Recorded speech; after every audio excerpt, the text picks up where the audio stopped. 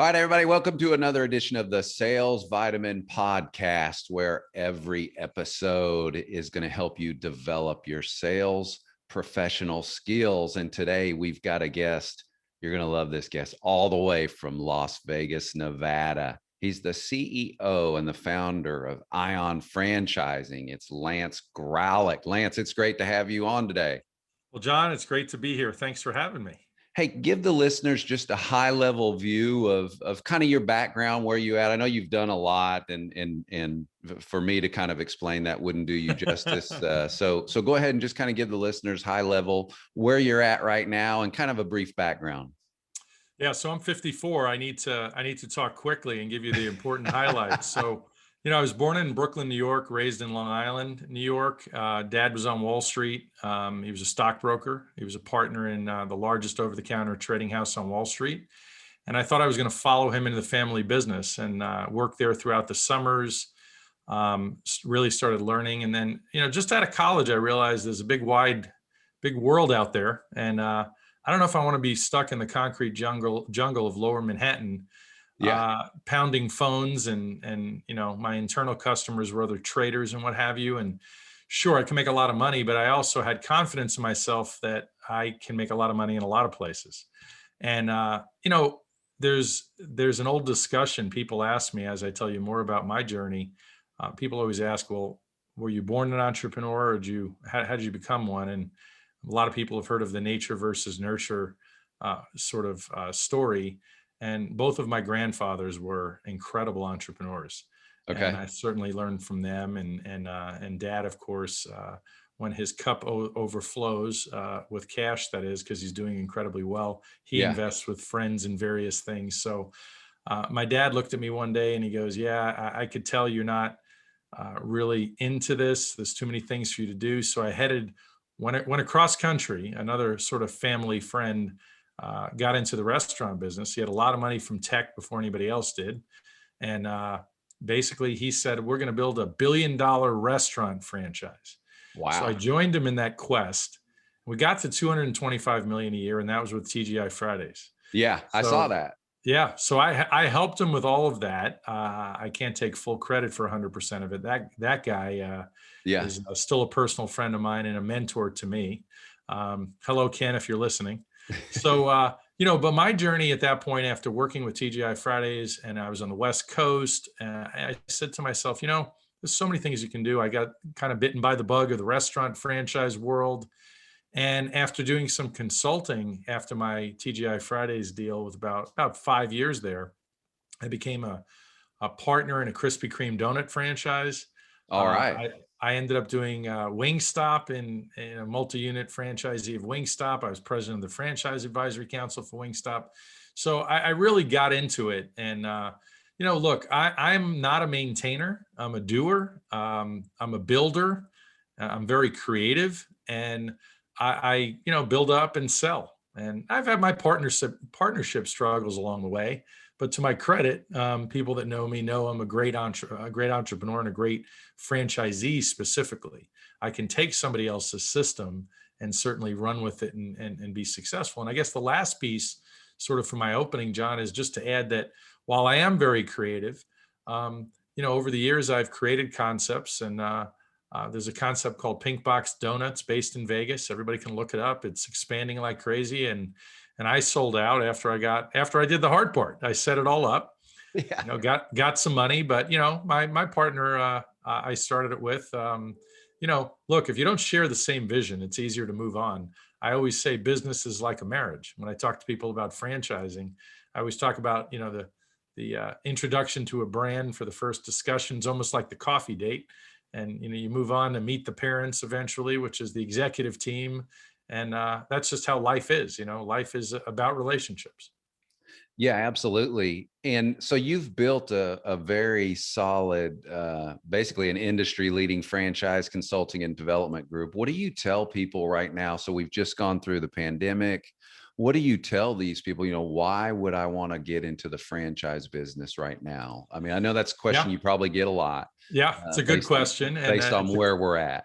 It's a common question for obvious reasons. The answer is, entrepreneurs like Mark Cuban, where I think Mark Cuban was probably one of the first ones that came out and said it at the start of the pandemic, through adversity, we find opportunity. And there's never been anything more true, because there are people that get scared. There are people that don't know what's going on. We all got scared for about probably 30 days when the shutdowns first started happening, depending on which state you were in and whether you were one of the first or last. But, franchising, there is a system. And that's why, modeling success, as Tony Robbins always said, I think it was Tony Robbins, it's a model for success. You get to model somebody else's success. It's a brand that's proven. There's support, there's systems in place. So if you have any struggle as a new franchisee, you can certainly refer to the brand, whether it's the executive team, whether it's your fellow franchisees. You'll always have support. You're never by yourself. So having said that, relating to the pandemic, unless you were a big box restaurant brand, like, I have Twin Peaks in my portfolio, which is a great concept. However, Twin Peaks is 7,000 square feet. So you can't do well during a pandemic if you can't put people in there. You can't put bodies in there.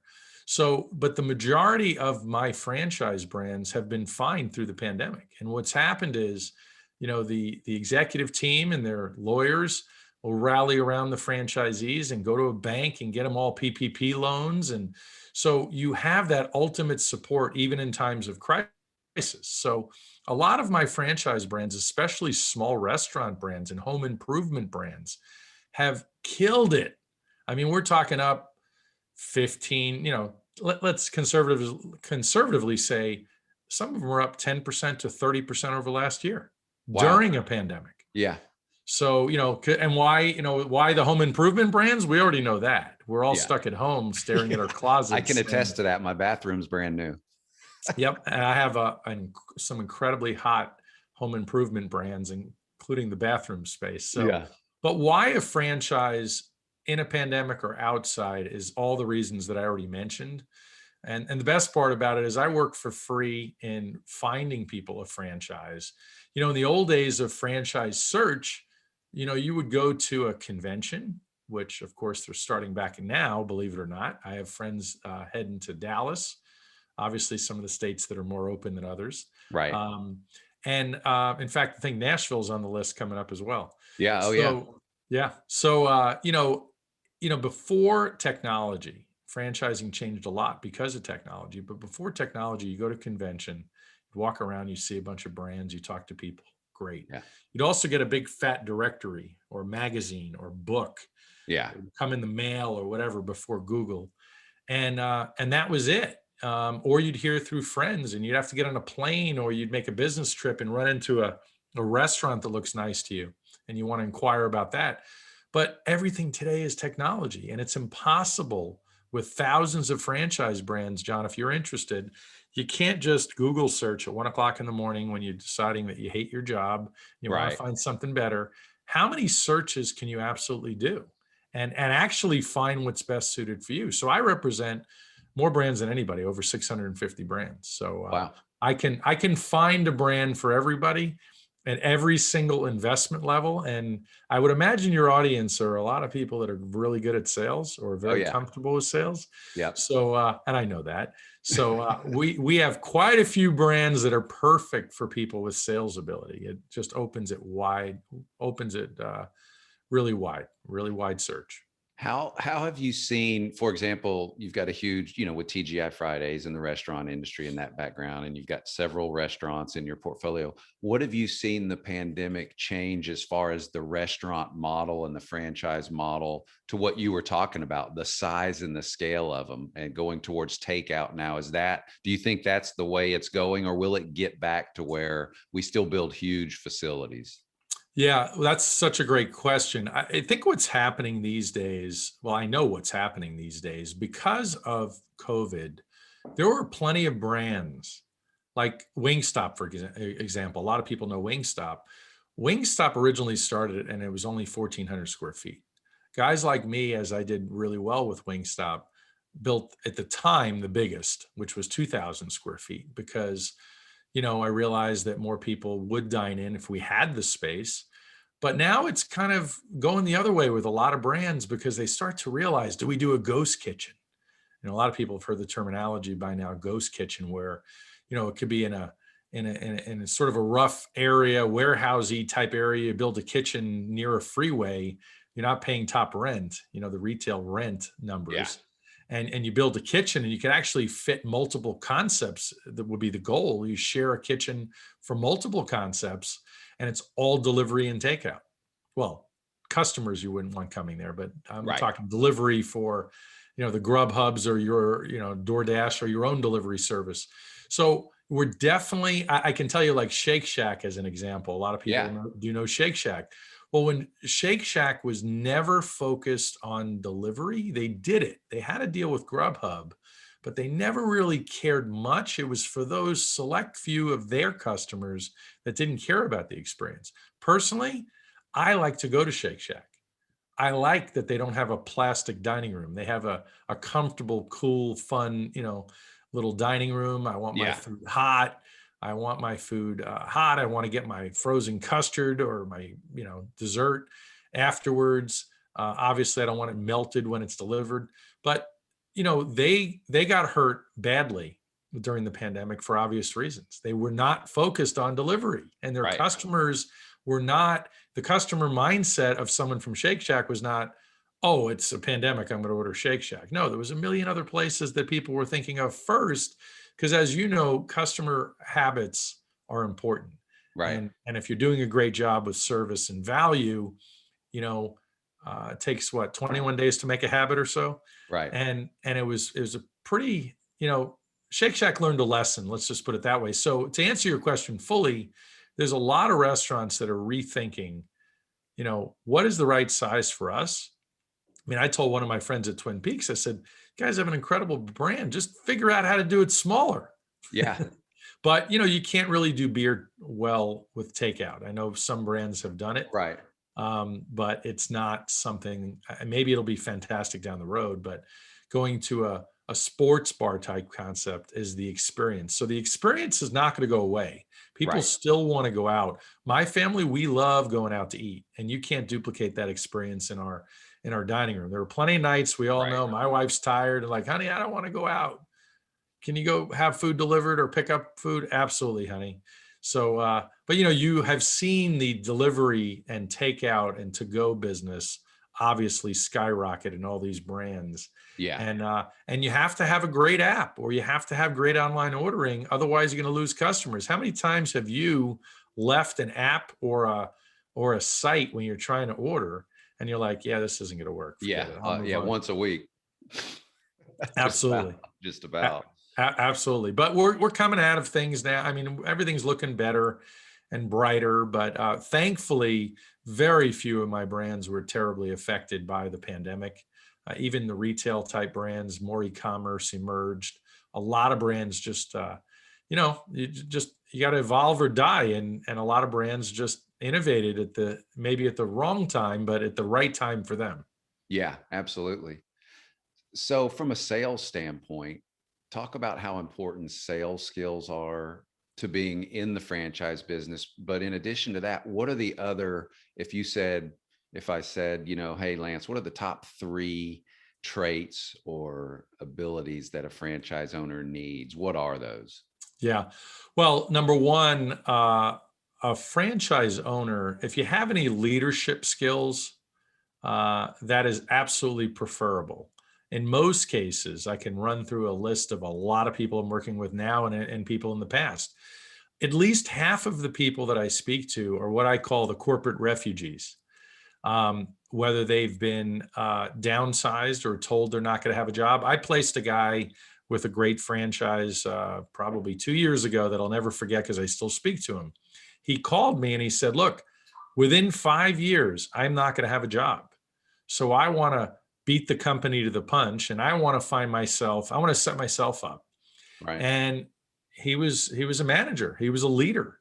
So the leadership skills are perfect for franchising. You're used to hiring. You know the legal aspects of hiring people. You know how to motivate people.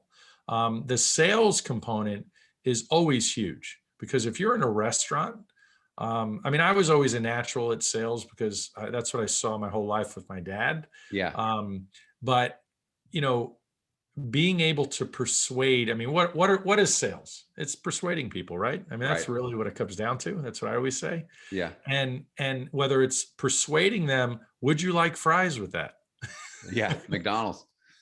That's the McDonald's upsell. Life is about upselling. You need to increase sales, upsell. So sales and franchising. Look, I have commercial cleaning franchises that offer master franchises that do incredibly well. And I could safely say that. I mean, you have to be careful what numbers you disclose in franchising because it's very Right. much regulated by the Federal Trade Commission. So there's a franchise disclosure document for every franchise brand, and you'll see some fantastic sales numbers in or revenue numbers for commercial cleaning brands. And it sounds like a boring snoozer of a business. And that's probably the biggest piece of my business is explaining to people that just because you think a restaurant is a sexy business and it's something you really want to do, it's a hard business. There's Yeah, a until lot of you ways. have to get behind the counter and do it. And you don't have to, you can hire people, but then Right. you better be a really good leader Right. and sell your vision to your staff and make sure you don't have all these silent partners where you go to when you go to play golf, and you don't want to be my silent partners. $5 for the cash register, $2 for me, $5 in the cash register, $2 for me. Oh yeah. So that happens a lot. And when I interview prospective candidates, when I was a franchisor and helping brands from that perspective, I'd always interview their candidates and say, well, who's going to run this thing? I know you're a professional athlete, but who's going to run this thing? Right. Well, I can hire somebody. So we better give some good thought to that, because like any great company, it is about the leadership, isn't it? Yeah. So to fully answer your question, leadership and sales and within leadership, and also the marketing aspects and becoming part of the community is so crucial in business. It doesn't matter whether you're, in the commercial cleaning business. And by the way, that commercial cleaning business, the master franchise model, which is available in a lot of these commercial cleaning brands, incredible for anybody with sales ability. I mean, Yeah. They just eat it up, recruiting other franchisees that maybe are single unit operators. Yeah. So a lot of opportunities for anybody with sales and franchising. It's just incredible. What's the biggest misconceptions out there? Because when I think of franchising or a franchise, I'm like, oh, that's a lot of money for somebody's. But they don't see the value in the processes, the systems, and what's been created, and you're paying for that, I think. But in your view, since you do it every day, and all of these franchises, what's the big if you had 3 misconceptions that you would tell people, what are they?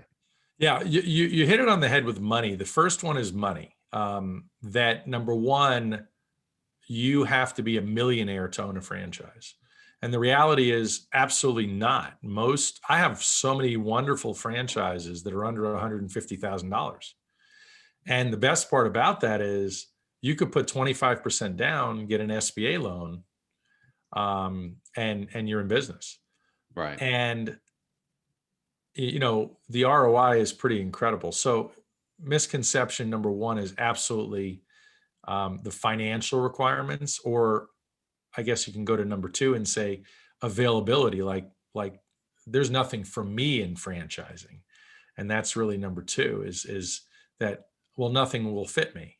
I don't want to do a restaurant. People don't understand I can't even count.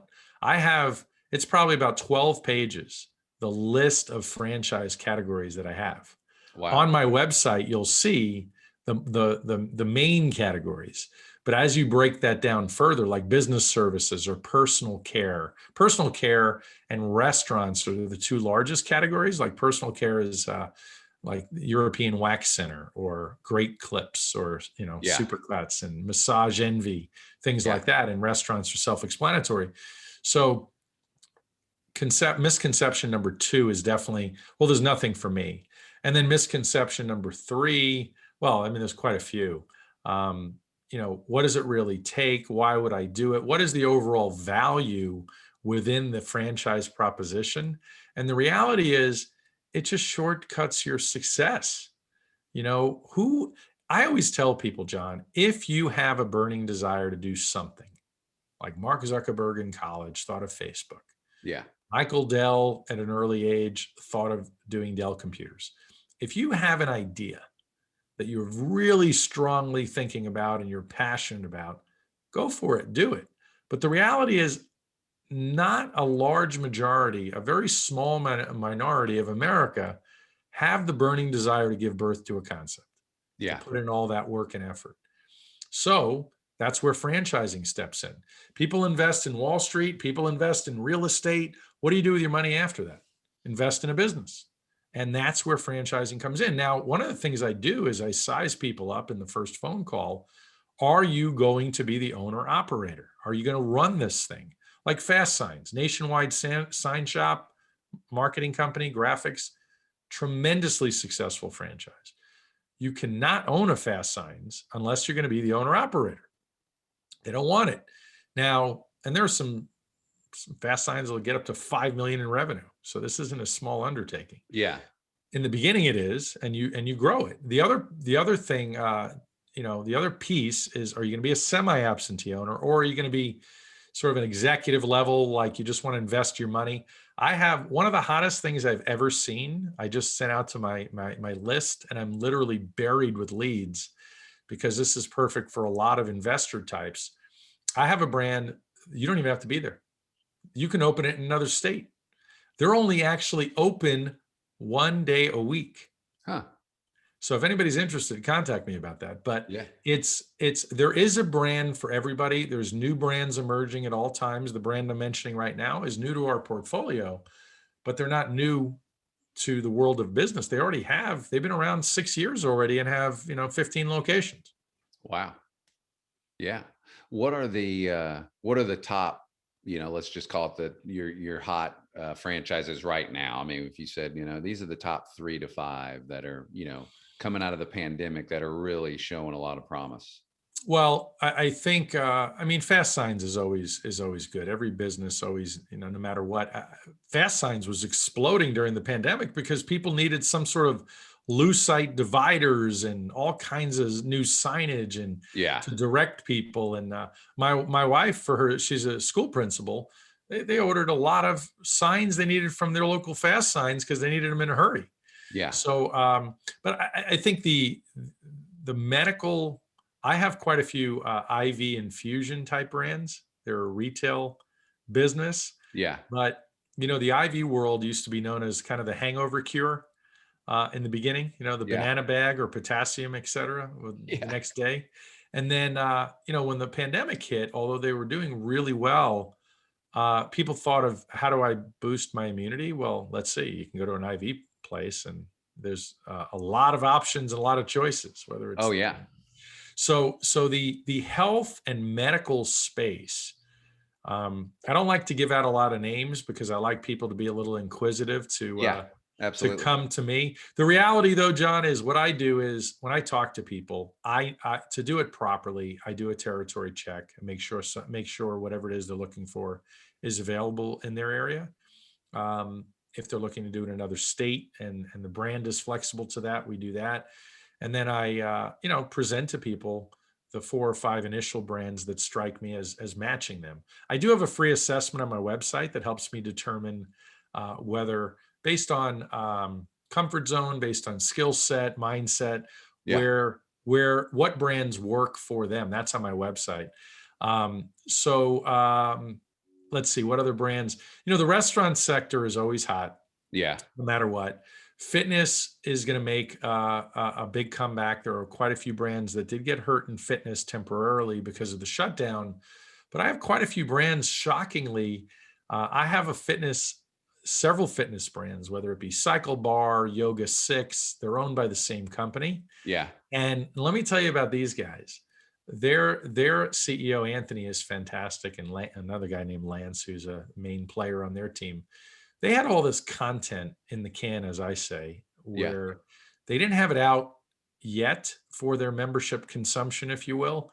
The pandemic hit and they unleashed all of this massive content across all of their fitness brands. and gave all the members with an active membership all of this content. So if you were a Wow. member of Cycle Bar Yeah. and you got Yoga 6 content, so you could take a yoga class online from home during the pandemic. So they almost were not impacted at all through the pandemic, which is shocking for a fitness brand. And I am 100% sure they're going to explode still in 2021 while Yeah.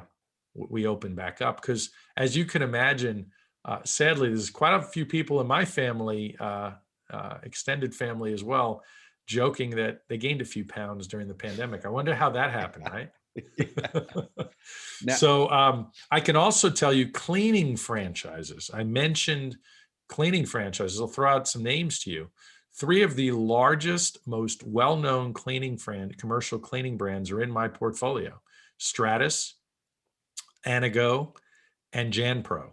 okay. They all have master franchise deals. They might be sold out in your area. These are mature brands. See, a lot of people come to me, John, looking at, I want a name brand. I said, well, that's wonderful. Let's see if it's available, or are you willing to move to an area it is? Right. Because, I have people that still call me about Wingstop, and I said, really?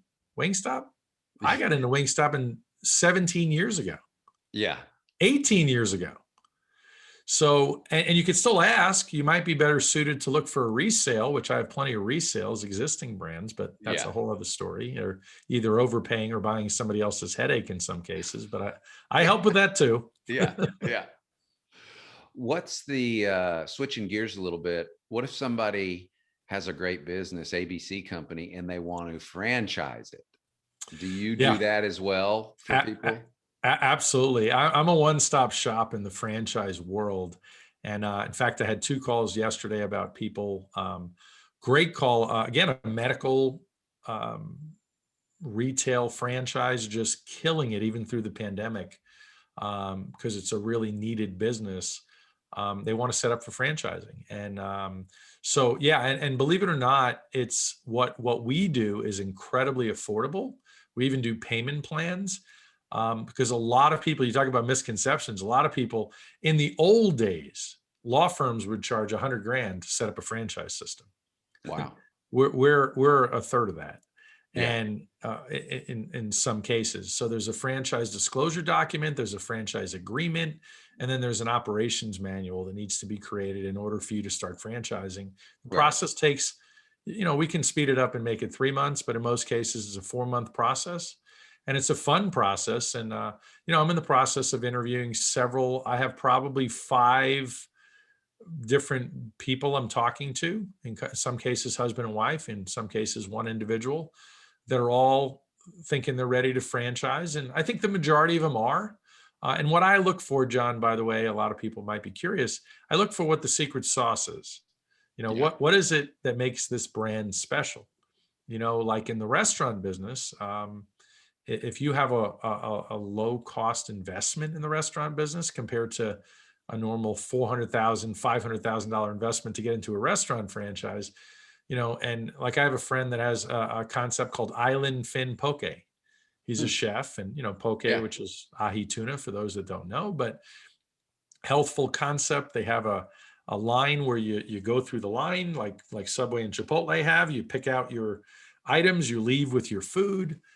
I mean, some of his stores are open for $200,000 all in, Wow. opening a little restaurant, and they do very well, and nice profitability, easy to manage for the non-restaurant operator.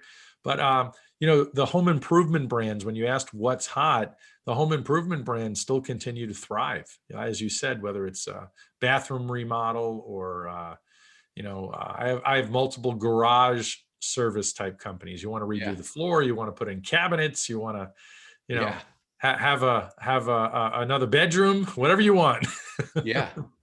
What's been your biggest when you bring people on and over the years from a franchise standpoint, what are the things that you have seen that have caused people to not do well or to fail when Oh they yeah, get into well, the franchising business? yeah, as most people have heard this expression by now, trust the process. Yeah. The world of franchising is, or can be, as I mentioned earlier, just like dating. Some people date for a long time, and Yeah. some people don't. Yeah. They're very fast.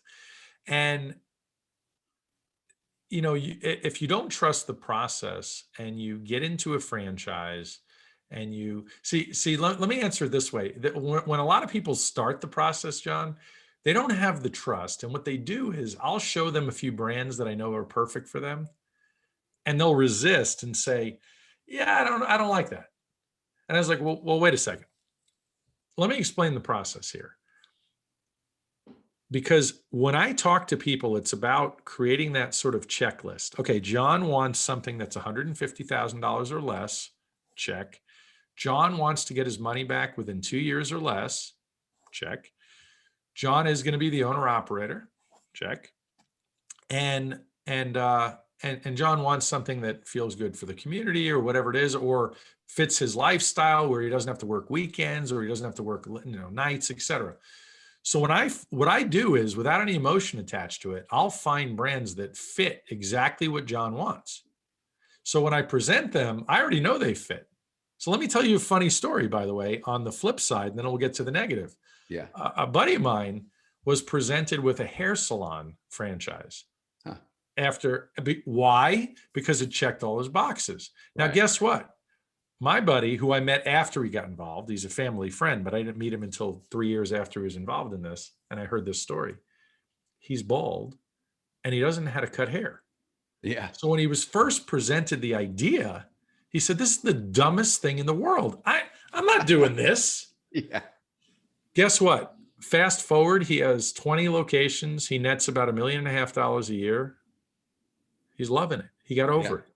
So that's one of the things that is some of the resistance, but how people really screw up is they do not follow the process.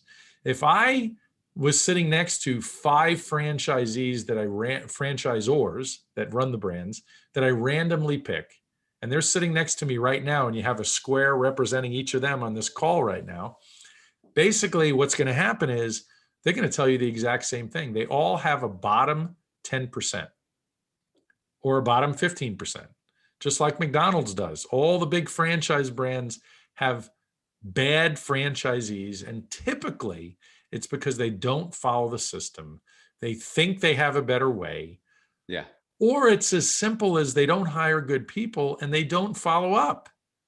Okay. But they're not performing to the standard of the brand. And conversely, every brand has a top 10%. I'm proud to say that I was always the top 10%. Actually top 5%. And that's just because what I did was I followed the system to a T. But when they didn't have things figured out, like Krispy Kreme in the early days, we were the second franchisee. They didn't have a troubleshooting guide that I liked. So when you have a new baker come on and you start screwing up the donuts, I wanted a chart that showed you what are the possibilities. Here's what this donut looks like. It looks like a baseball, doesn't have the appropriate hole. Right. What do we do wrong? Well, that's called bowling. Funny enough, that's why I look like a baseball. And we had a chart that showed, well, you probably did this wrong. So all I'm saying is it's a team. Franchising is a team sport, because as a franchisee, Krispy Kreme thought of all the hard stuff, but when it came to some of the training things, all we did was help, and we created new information and made the brand that much better and stronger. And that's what a great franchise brand can do. Also, as a point, McDonald's, the filet of fish, the Big Mac, those are 2 items created by franchisees. So when you get into a good franchise and they're listening to you, there are a lot of things that are created by the franchisees that continue to make the brand stronger. Everybody has buy-in, everybody has skin in the game. So, but there are going to be some people that don't perform well. I'll tell you the other thing, John, sometimes a franchisee gets in and realizes for whatever reason, they don't have the time to dedicate. Yeah. And that's not fair to them. That's not fair to the brand. And then they put maybe a family member that's not as talented as them, or they hire somebody, they don't necessarily follow up. And you kind of get a watered down version of what this franchise is supposed to be. Yeah. Yeah, I don't think, and those are great points. I mean, you've got a company that spent years, some decades creating that process, and whether it's the sales process and then the operations process, and they got to trust it and they got to follow it, or it's just not going to work. And John, the best piece of it is when I take somebody through the last step after, like I just, again, got off the phone with a gentleman before this call, and he is about to have the CEO call with the brand with a relative of his. And then he is going to go to Discovery Day. Discovery Day used to be face to face with the brand. Now it's a lot Yeah. of them are virtual. But Yeah. Discovery Day, we meet the corporate execs, maybe you haven't met, hear from all team members, spend a couple hours typically. And in most cases, you go overnight in the old days. And then after that, usually it's after that, sometimes it's before, it's what's called validation, where they hand you a list of franchisees and they say, hey, John, call 3 or 5, some brands use a different number, call at least 5 of these franchisees on the list at random, and report back to me. Now, franchisees aren't bound by the franchise disclosure document. So if you ask if you have a good rapport with a franchisee and you're very persuasive, let's say perhaps you're a salesperson, Yeah. you might get them to tell you all kinds of good things like, number one, would you do this business again? How much money do you make? What's the ramp up like? Yeah. What's the biggest negative about the brand? Whatever the great questions are. And I give my prospects a list of questions if they want it, so they can make sure they don't miss anything. But when you have that full validation, guess what? It's all on you because you've talked to franchisees. Do you see yourself within that franchise? Do you fit that culture? Does it seem like something you can do, or is it too much of a stretch for you? Yeah. Whatever that is. But in most cases, it's not a stretch. You might be outside your comfort zone, Yeah. but given what your past has been doing almost anything, it's easy to figure out whether you match or not. Yeah. So tell the listeners what's the best place to get in touch with you. What's the best contact information so that if they're interested in that. I know most of the listeners are very sales oriented, sales leaders. So franchising may be something that they specifically want to look at. So how do they get in touch with you and your organization? My website is ionfranchising.com, ION franchising.com. I'm all over social media. Just look for Lance Graulich popping up everywhere. Okay. Yeah, it's pretty easy. Do the free assessment. Happy to have a call with you. As I said, the franchise search is completely free. I get paid by the brands, get a success fee when I place somebody. Right. So yeah, happy to do it. Cool. So all you listeners, get to that website, take the free assessment, and see if there's a fit there. So one last question for you. Every guest I have answers this question. If you had one sales vitamin to leave with the listeners today, what would that be? My favorite thing always is that energy vitamin. You gotta have energy. I've been around too many sales folks that are all monotone and low energy, and I hate it. So energy, the energy pill. The energy pill, ramp up the energy. Awesome. Well, Lance, it's been great having you on today. I know the listeners are going to get it. I learned a lot. I think the listeners will get a ton of this. There's a lot of, I think you mentioned a few, but, and they can get more information contacting you directly, but there's a lot of information. They can go to my website and see them all. Yeah. Yeah. But man, it was great to have you on today. And thank you for just taking some time. Thank you, John. It's been great. Appreciate it.